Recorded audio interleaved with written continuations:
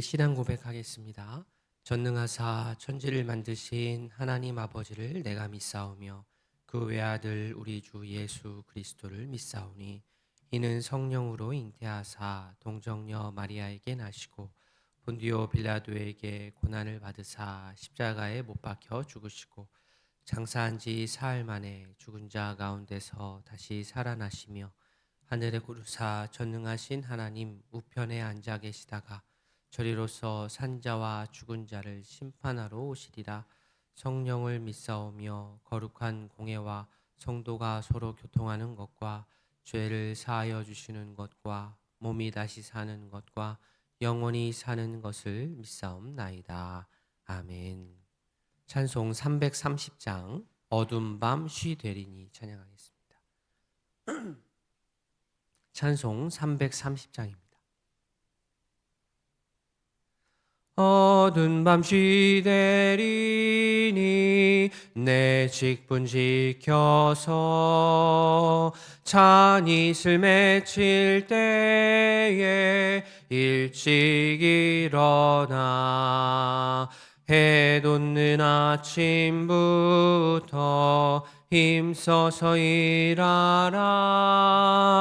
일할 수 없는 밤이 속히 오리라. 어두운 밤 쉬되리니 내 직분 지켜서 일할 때 일하면서 놀지 말아라. 낮에는 수고하나 쉴 때도 오겠네. 일할 수 없는 밤이 속히 오리라. 어두운 밤 쉬되리니 내 직분 지켜서 지는 해 빗긴 볕에 힘써 일하고 그 빛이 닿아여서 어둡게 되어도 할 수만 있는 대로 힘써 일하라.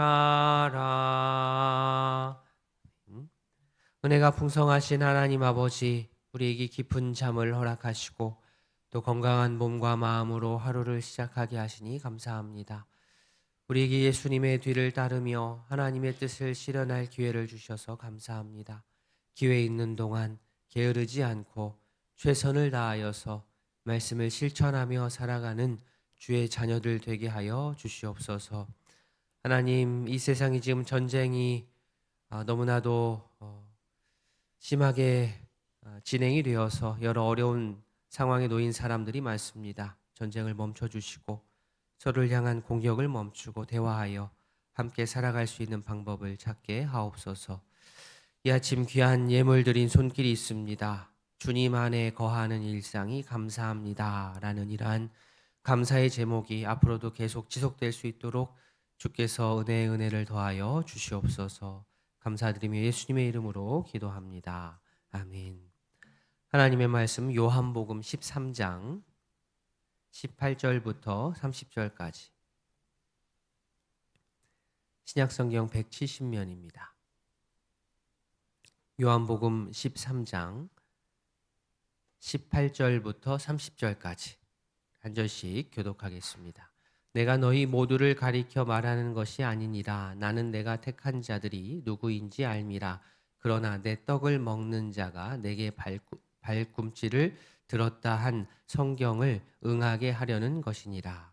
지금부터 일이 일어나기 전에 미리 너희에게 일러두면 일이 일어날 때에 내가 그인 줄 너희가 믿게 하려 함이라. 내가 진실로 진실로 너희에게 이르노니 내가 보낸 자를 영접하는 자는 나를 영접하는 것이요 나를 영접하는 자는 나를 보내신 이를 영접하는 것이니라.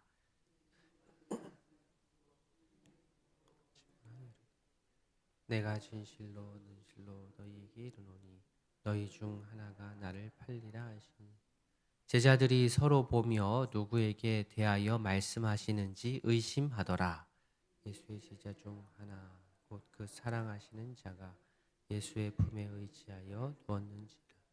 시몬 베드로가 머릿짓을 하여 말하되 말씀하신 자가 누구인지 말하라 하니 그가 예수의 가슴에 그대로 의지하여 말하되 주여 누구니까. 예수께서 대답하시되 내가 떡 한 조각을 적셔다 주는 자가 그니라 하시고 곧 한 조각을 적셔서 가룟 시몬의 아들 유다에게 주시니 조각을 받은 후 곧 사탄이 그 속에 들어간지라.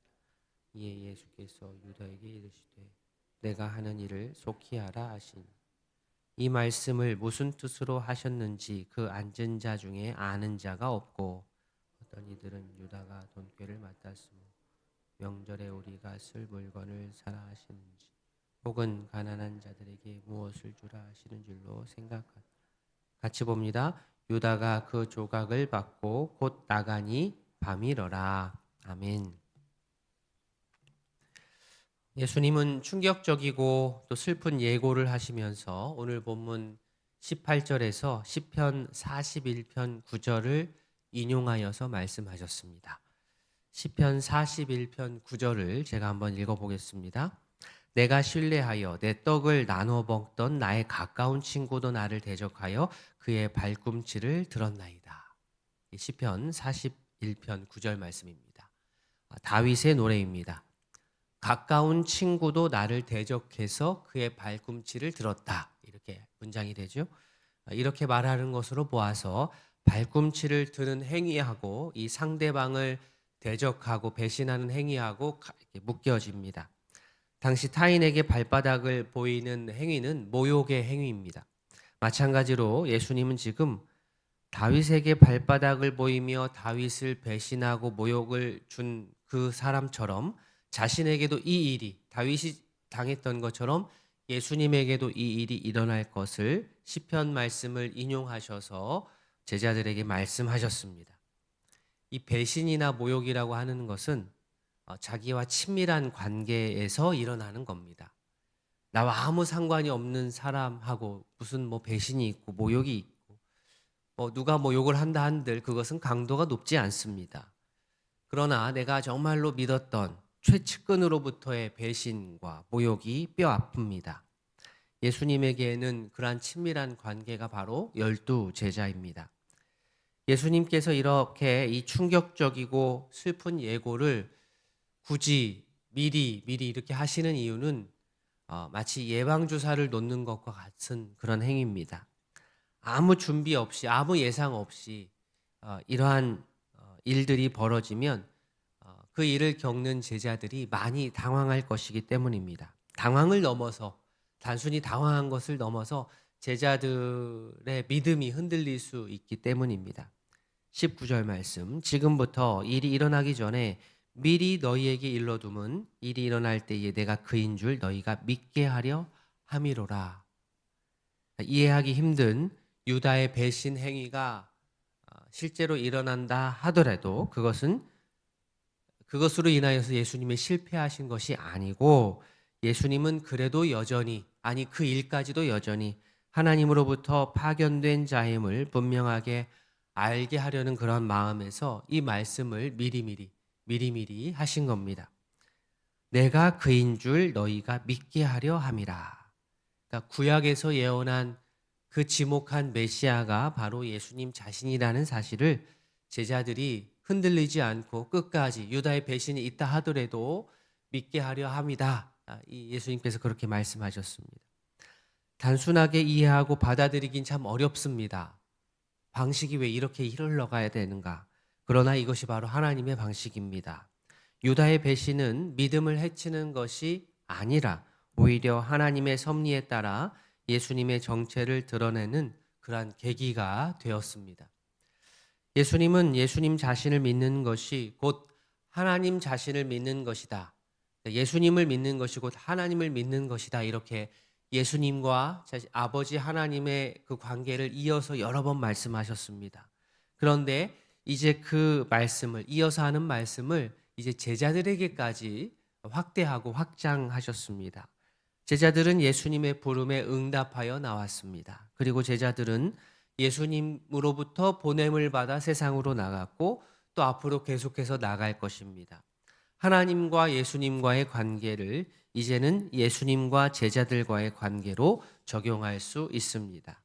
장차 제자들이 보냄을 받을 때 누군가가 제자들을 영접을 한다면 그는 단지 제자들만 영접하는 것이 아니고 제자들을 보내신 예수님을 영접하는 것이 됩니다. 자, 그러면 예수님을 영접하면 그는 곧 하나님을 영접하는 것이 됩니다.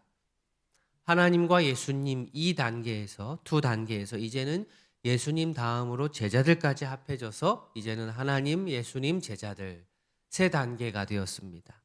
하나님의 보내심을 받은 예수님, 예수님께 보냄을 받은 제자들. 결국 하나님의 나라의 소식, 복음은 이렇게 예수님의 제자들을 통하여서 전달됩니다. 우리가 바로 예수님의 제자들입니다. 우리가 전하는 말씀을 통해서 우리의 이웃들은 예수님을 알게 되고 하나님을 알게 됩니다. 내가 하는 말과 행동을 통하여서 이웃들은 예수님을 알게 되고 하나님을 알게 됩니다. 바라기는 우리 모두가 예수님의 제자로서 예수님께 보냄받은 자들답게 예수님의 이 구원의 이 밝은 빛을 환하게 비추고 전할 수 있기를 진심으로 바랍니다. 아멘. 예수님은 제자들에게 계속해서 자신의 고난과 죽음, 특별히 이 유다의 배신을 통한 이 일들을 말씀하시면서 계속 예방주사를 놓으셨습니다. 21절 뒷부분 보시면 너희 중 하나가 나를 팔리라. 너희 중 하나가 나를 팔리라.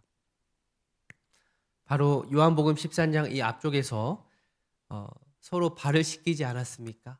서로 발을 씻기면서 정말로 분위기가 좋았는데 갑자기 폭탄 선언을 하셔서 갑자기 분위기가 싸해졌습니다. 예수님이라고 지금 이 좋은 분위기, 서로 발을 씻기면서 서로 사랑하고 섬기고 잘해보고자 하는 이 마음 가운데 있는 자들에게 예수님이라고 이 폭탄 선언을 하고 싶으셨겠습니까? 그러나 예수님은 하나님께서 섭리하신 구원의 길을 걷기 위해서 묵묵히 순종하셨습니다. 너희 중에 하나가 나를 팔리라. 이렇게 말씀하셨을 때 당사자인 유다는 마음이 뜨끔했을 것이고 다른 제자들은 자신은 아닐 텐데 하면서 서로를 의심하기 시작했습니다. 스승 예수님을 팔 자가 누구인지 오늘 본문에서 베드로는 요한으로 추정되는 예수님의 곁에 있었던 그 제자에게 다시 한번 예수님께 물어보라고 시켰고 예수님은 떡 한 조각을 적셔서 건네주는 행위로 그 사람을 특정하셨습니다. 이것을 통해 볼 때 베드로와 요한만큼은 유다가 배반자일 것을 미리 알았을 것입니다. 반면 다른 제자들은 명확하게 유다가 그럴 것이라고 생각을 하지는 못했습니다. 상황 파악하지 못했습니다. 예수님은 점점 더 노골적으로 유다를 몰아가셨습니다. 27절 뒷부분 예수께서 유다에게 이르시되 내가 하는 일을 속히 하라 하시니 여기서 내가 하는 일 바로 예수님을 팔아 넘기는 일입니다. 유다의 넘겨줌과 하나님의 넘겨줌이 여기서 대조가 됩니다. 하나님도 예수님을 우리에게 넘겨주셨고 유다도 예수님을 상대들에게 넘겨주었습니다. 유다의 넘겨줌은 가장 아픈 배신이 되지만 하나님께서 넘겨주심은 가장 큰 사랑이 됩니다. 같은 단어인데 이렇게 틀립니다. 전후 사정을 모르는 제자들은 유다가 해야 될 일을 단지 돈 관리하는 회계 일로 유다가 회계를 맡았으니까요. 그 일로 생각했습니다. 당시에는 그렇고 나중에는 이 장면이 다시 제자들에게 새롭게 떠오르면서 새롭게 해석을 하게 될 것입니다.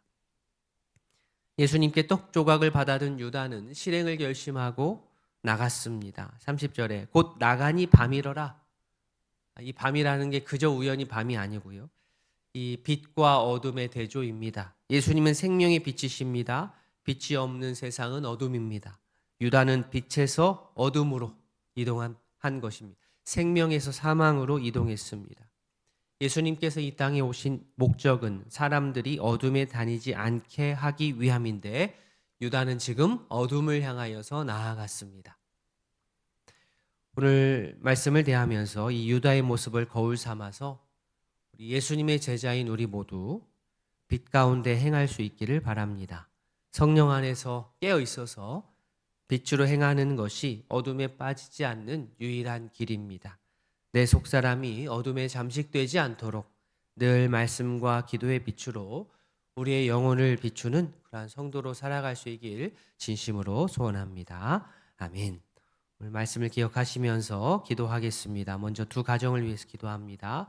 안준규 집사님 가정, 말씀의 지혜, 건강, 물질, 또 우리 예지 자매의 취업을 위해서 기도해 주시기 바랍니다. 이어서 김순종 원사님 기도 제목입니다. 가족 영육에 강건할 수 있도록 하나님 앞에서 하나가 되고 언행일치의 삶을 살 수 있도록 기도해 주십시오. 우리 집사님과 권사님 가정을 위해서 기도해 주시고 오늘 들으신 말씀과 또 환우들의 건강 회복을 위해서 속해 있는 목장의 식구들을 위해서 또 나라와 민족을 위해 기도하시고 개인의 기도 제목으로 계속 아뢰도록 하겠습니다. 함께 기도하겠습니다. 하나님 아버지, 오늘 말씀을 기억하며 주님 앞에 나아갑니다. 아버지, 오늘 이 하나님의 말씀 유다의 배신